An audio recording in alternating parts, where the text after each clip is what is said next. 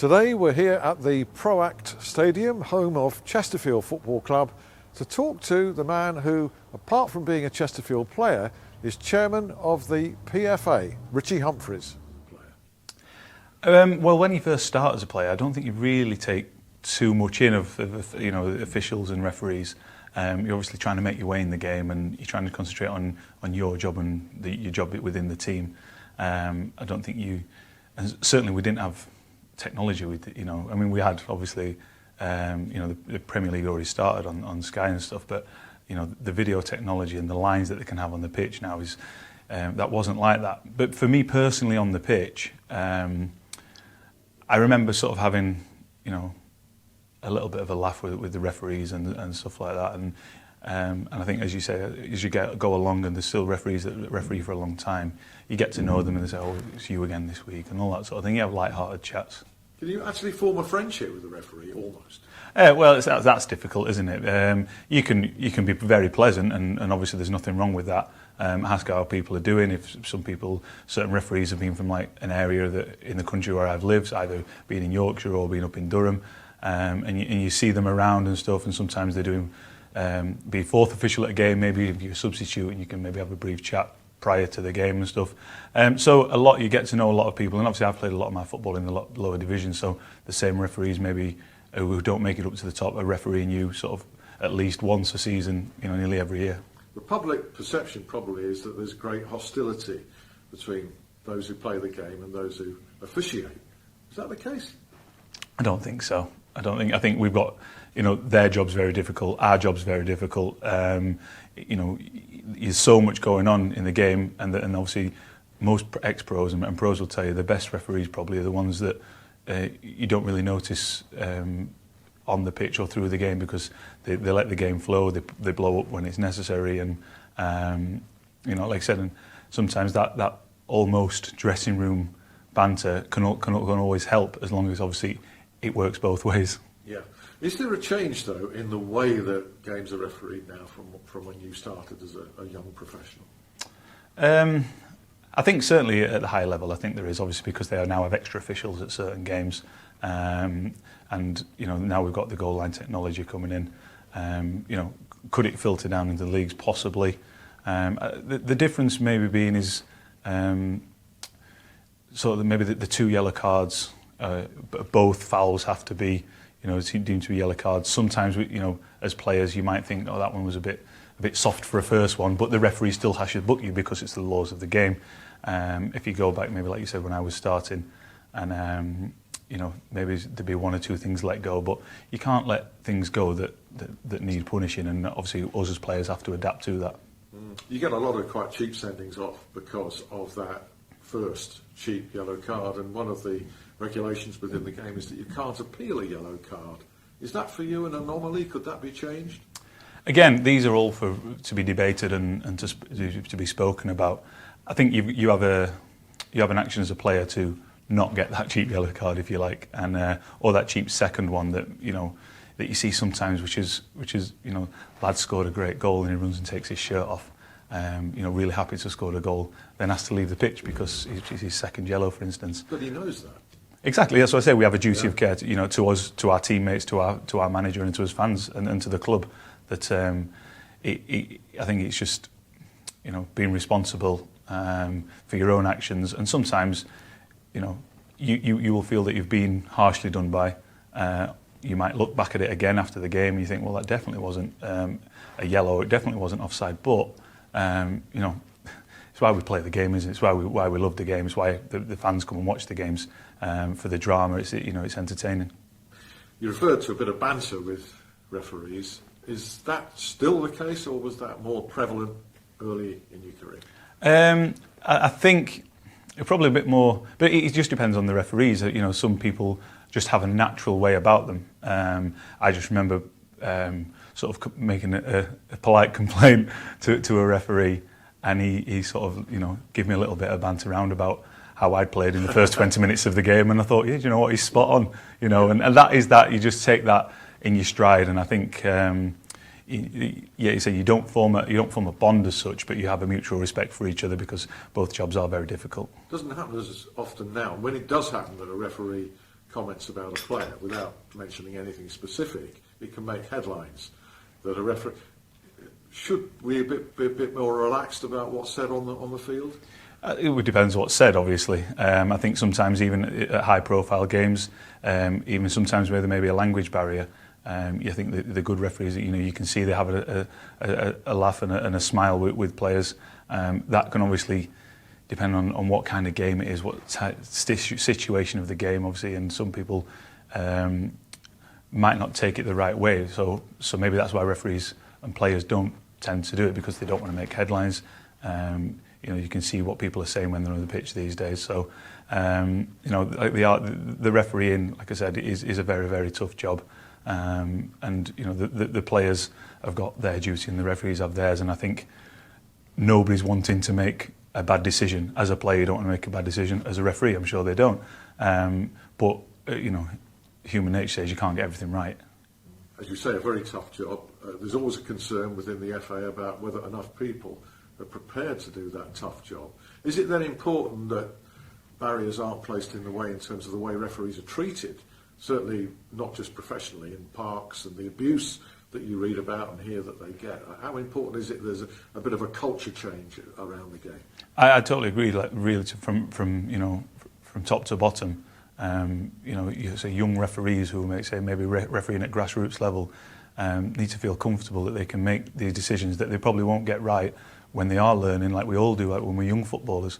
That they're treated with respect, because it is a tough job. If they're getting up on a Sunday morning in the middle of winter to go and referee a game, probably not getting paid a great deal, but they want to learn and they want to get better as referees. They need practice as referees, just how we do when we're young footballers.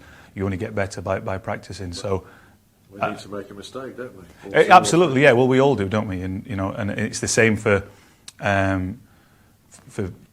people stood on the sideline watching young players play football. Is not to give them not to give them discouragement in being afraid to make a mistake, because that's how we learn and that's how we get better. And I think it applies for players and referees.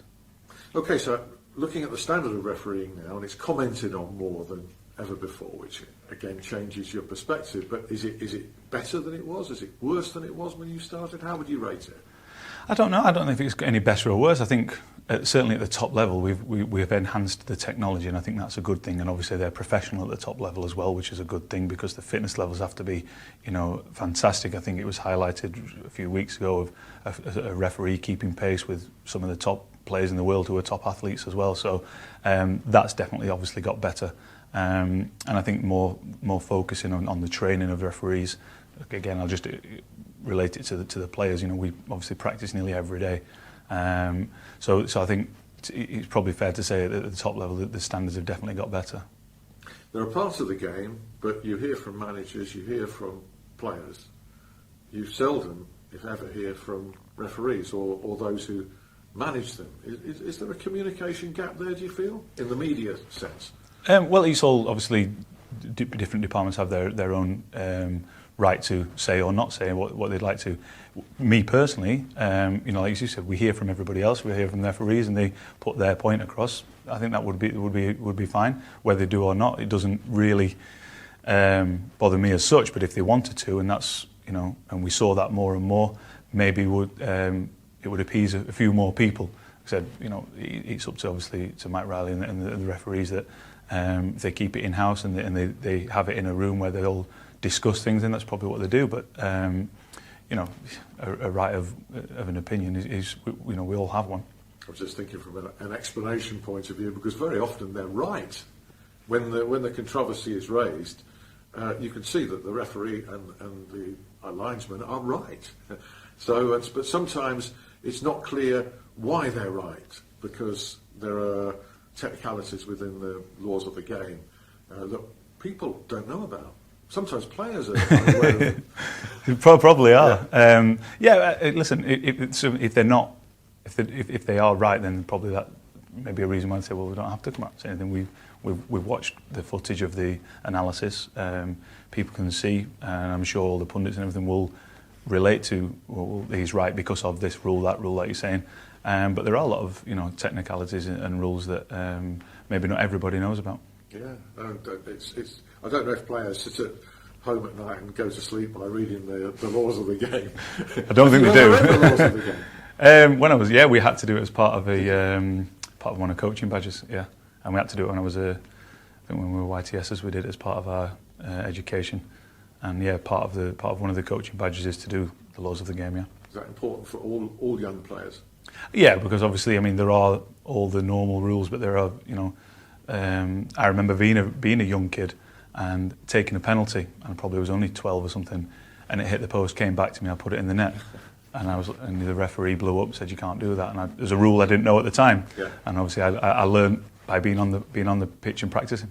Yeah, excellent. That's a great example. So where do you stand on technology? We've just got the goal line technology at the moment. The media is awash with it, so we've got a fantastic view of what's happening from our armchairs. Would you have more actually in the game itself? I'm pretty torn between it because we like the flow of football. Like I said before, it's such an entertaining game. There's a reason why so many millions of people around the world watch the Premier League. It's because of it's a fast-paced game. Whether we then bring in for offsides or was it a penalty in or outside the box, there can be key decisions as well. They can rest on people's livelihoods and getting relegated or getting into Champions League, etc. So I'm sort of going to sit on the fence with it because, obviously goal line technology, whether the ball across the line or not, hard is part of the thing to do on the pitch. I think it's vital we get that right. As to a referee then going to a video replay, was there contact, was it handball, etc. I'm going to sit on the fence and say I'm not sure whether if we go with one thing, do we have to go all the way, and then there will be too many stoppages in a game. Like you see in cricket, obviously by the time the bowler walks back, you can have a look and it doesn't really stop the flow of the game. But obviously I think football's slightly different to that. Yeah, the pace and the momentum of the game is one of the big selling points and attractions, isn't it? So it's obviously a very delicate balance. Yeah, and obviously, and people, in those positions, who run the leagues and could make those decisions as we go along. And I think whatever way it goes, I think it'll still be a great game and a great attraction. And it takes the sort of human error out of it, I suppose. Well, here you are, coming up 37, still playing, hoping to continue playing. For I don't know for how long, maybe even another year or two, but at some point you're going to have to think about your future. Would you ever be a referee? I don't think so, no. I think players could go down that route, and I think that's a very good route for ex-players to go down. Like I said before, they know how the players are in the dressing room, and they know how anxious they can be on the pitch, so that there's that element of it. It's good to stay in the game. It's good, to stay fit. And I think for me, I prefer to go down the coaching route and try and stay in football that way. Because I think coaching is sort of second to playing, and I think being a referee, wouldn't be for me. But I would, commend any players that could, step forward and do that. Are there plenty of players out there who need encouragement to get into? I know of a few who fancy doing it, and I've known people in the past who tried to do it, and then sort of just didn't find it probably wasn't for them further down the line. Maybe they were starting off as running the line, in a youth team league or something like that. And obviously you've got to progress your way through the leagues, a bit like you have to progress when you're a YTS through reserves, etc., and into a first team. But I know plenty of lads who are still playing, who are thinking of doing it, and that can only be a good thing. Yeah. And can they become referees quickly enough? Should they be fast-tracked? Again, it's one for the Referee Association to decide, because it's sort of why should just because he's played football should he be able to referee? Again, there's the experience of they say you've got to know the laws of the game, but the experience that they'll have had, like say somebody's played 400 games, a lot of minutes there on a pitch. They'll have seen lots of referees, lots of experience. So, like I said, I would encourage people to do it if that's what they fancied.